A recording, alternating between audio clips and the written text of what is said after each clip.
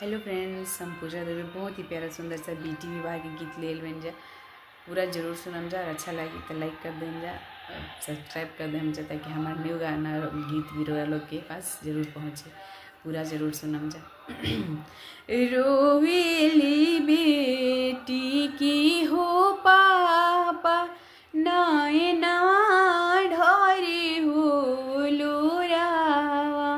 अरे रोवेले बेटी की हो पापा, नाए नवा ढारे हो लोरावा। अरे जाहे दिन जानम लुए बेटी, घेरलस भादो के हो अन्हारिया। अरे जाहे दिन जानम लुए बेटी, हौसले बेटा की हो पापा, मुखे चुए हो पाना।